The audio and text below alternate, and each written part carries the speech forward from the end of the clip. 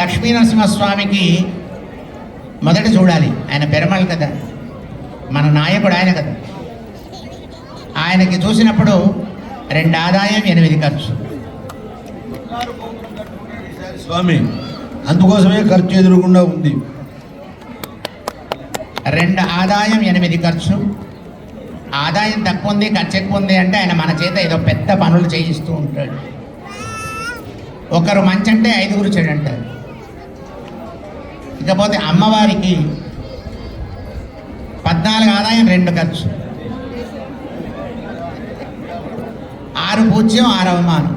ఈయన సంపాదించి మొదట ఆవిడకి ఇస్తే ఆవిడ దాచిపెట్టి ఖర్చు పెట్టకుండా జాగ్రత్త చేసి ఇస్తుంది.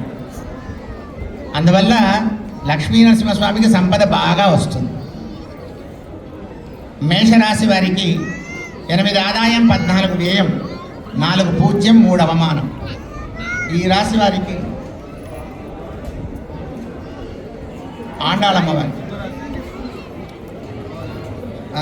ఆండాళమ్మవారికి 2 ఆదాయం 14 వ్యయం, 2 పూజ్యం 2 అవమానం. అమ్మవారు మధ్యస్థంగా అటు కాకుండా ఇటు కాకుండా ఎవరిని నొప్పించకుండా తను సమన్యాయం పాటిస్తూ ఉంటుంది. మేషరాశి వారికి 8 ఆదాయం 14 వ్యయం, 4 పూజ్యం 3 అవమానం. ఈ రాశి వారికి కొంత అనుకూలమైన వాతావరణం చాలా ఉంటుంది.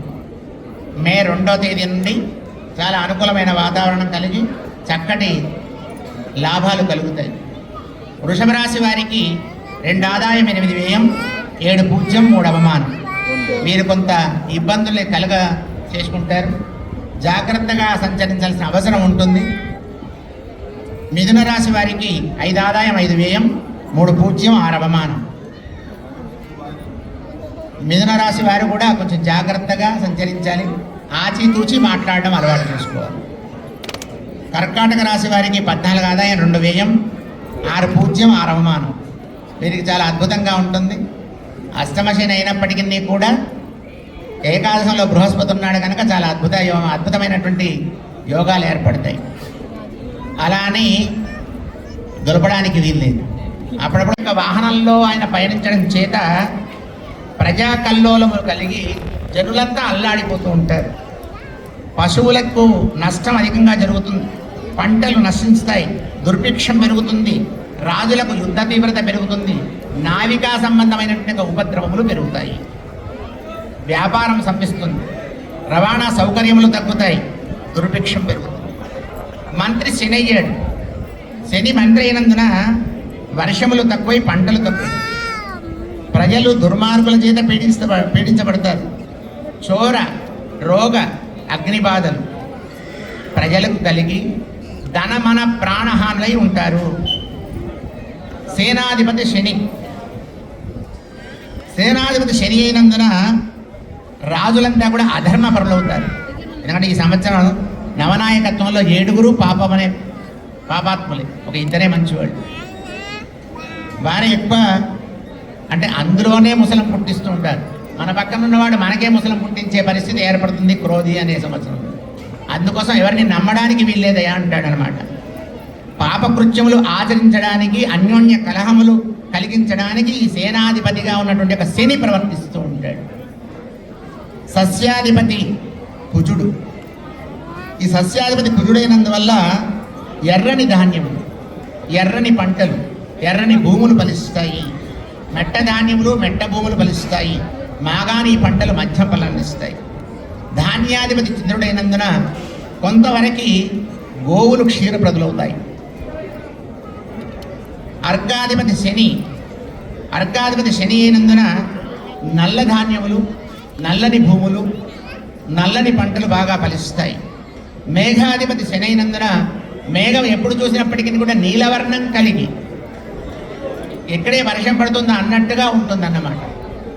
ఆ నీలవర్ణం ఛాయతో ఉన్నటువంటి యొక్క మేఘానికి అధిపతి శని కనుక నీలవర్ణం కలిగి నల్లని ధాన్యములు బాగా ఫలిస్తాయి. సస్యాధిపతి రసాధిపతి గురుడైనందున రసవస్తువులకన్నిటికీ కూడా ధరలు బాగా పెరుగుతాయి. అంటే వృక్షములు, ఫలపుష్ప జాతులు, బంగారము, వెండి లాంటి వస్తువులన్నీ కూడా ధరలు బాగా పెరుగుతాయి. నీరసాధిపతి కుజుడైనందున రక్త వస్తువులకి ధర అసమృద్ధిగా ఉంటుంది. పశువులను పాలించేవాడు యముడు. పశువులను పాలించేవాడు యముడైనందున పశువులకి ధరలు బాగా అధికం. అల్పవృష్టి, పాడి పంటలు తక్కువడం, పశువులకు రోగపీడలు, పశువులకు నష్టము అధికంగా కలుగుతుంది. స్థాన సంరక్షకుడు మనకి కలిగిస్తాడు. రావడం మంచిది కానీ అధర్మానికి రావడం మంచిది కాదు.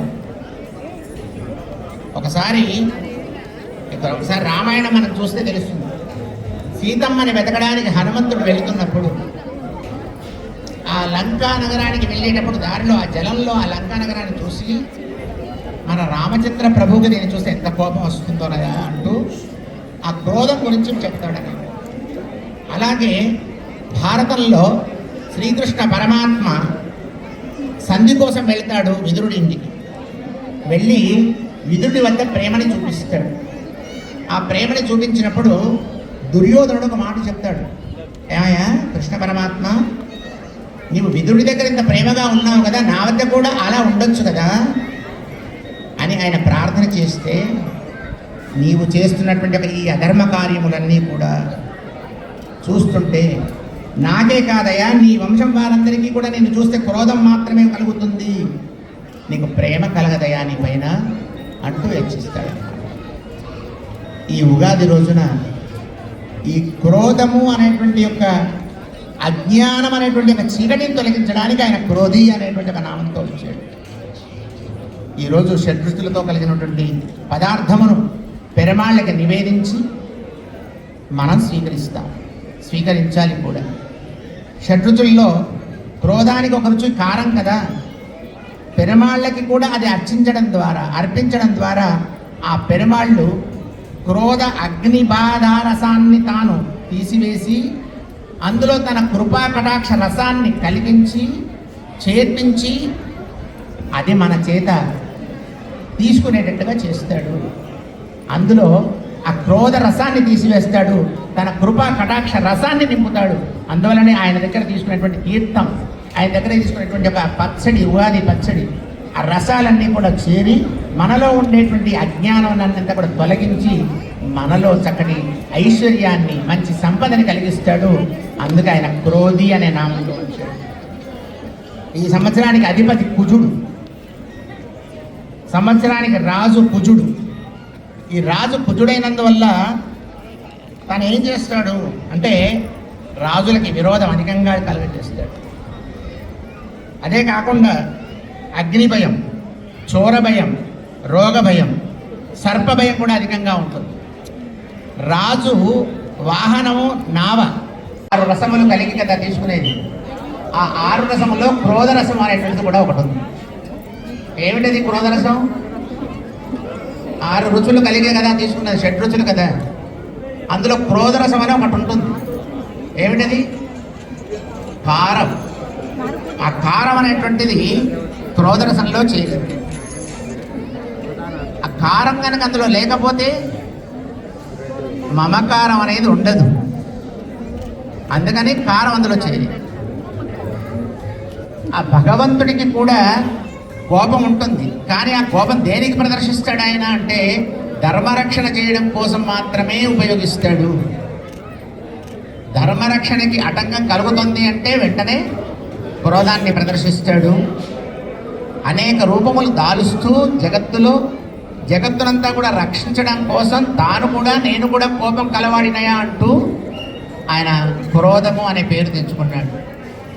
పట్టరు వారు అని ఒక మహానుభావులు ఉంటారు, ఆయన చాలా పెద్ద ఆయన ఈ క్రోధం గురించి చెబుతూ అధ భార్గవరామం ధ్వనయతి త్రిసప్తవారం నరపతి నిరాశకర క్రోధం కశ్యప మహర్షి యొక్క ప్రార్థన చేత విడిచిన వాడు కనుక క్రోధ అనబడుచున్నాడు.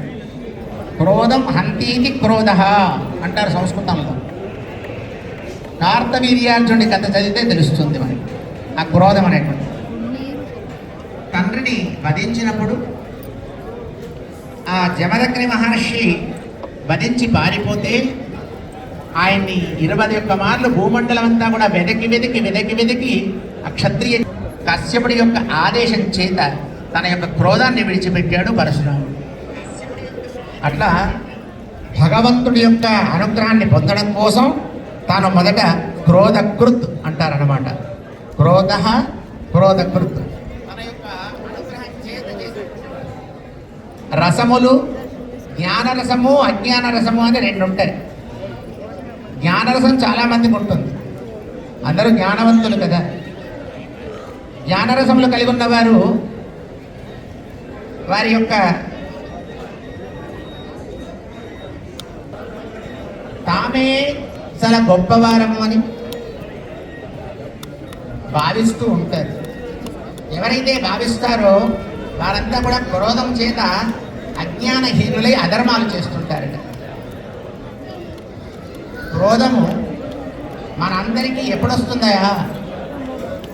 ఎలా వస్తుంది అంటే, ఎప్పుడైనా ఒక మాట మనం చెప్పామనుకోండి, ఏదైనా ఒక విషయాన్ని చెప్పాం, ఆ చెప్పినటువంటి విషయాన్ని కాదు అని క్రోధినామ సంవత్సరంలో ఈవేళ నూతన ఉగాది వత్సరము అని మనకందరికీ తెలుసు. సంవత్సరములలో కాలం కలయదాం మహా అంటారు. కాలపురుషుడైనటువంటి ఒక నారాయణుడు, ఆయనకు 60 నామాలు ఉన్నాయి. 60 నామాలలో 37వ నామం శోభకృత్ అనే నామాన్ని పూర్తి ఆయనలో లీనం చేసుకొని 38వ నామం క్రోధి అనే నామంతో ఆయన ఆవిర్భవించాడు ఈవేళ. క్రోధి అనగానే లోపల ఒక రకమైనటువంటి క్రోధము ఏర్పడుతుందేమో అని భయం. ఒక పక్కన క్రోధానికి అనేక రకాల నామాలు ఉన్నాయి.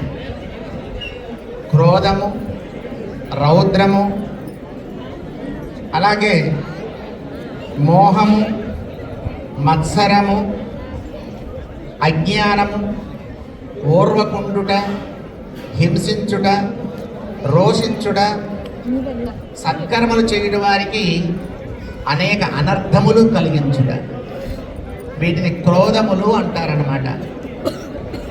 అయితే మనకి కాలచక్రంలో ఈ కాలచక్ర పురుషుడికి, కాలచక్ర పురుషుడైనటువంటి ఒక నారాయణుడు ఉండేటువంటి ఒక నామాలలో 38వ నామం క్రోధి.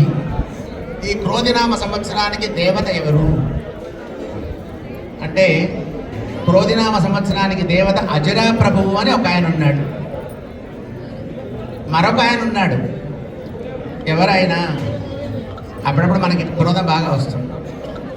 ఎవరిని చూస్తే వస్తుంటుంది, ఏమంటాం మనం? ఏముంటుంది మనకి? పరశురాముడు ఎప్పుడైనా తెలిసిన మీకు?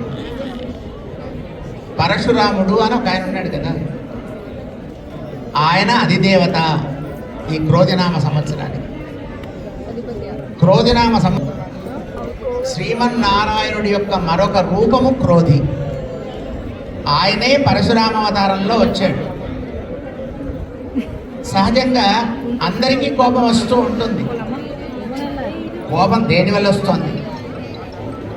నేను చాలా గొప్పవాడిని, నేను చాలా ఉన్నతమైన స్థాయిలో ఉన్నవాడిని అని లోపల గర్వము, అహంకారం అనేటువంటి లోపల ఏర్పడుతుంటాయి కదా.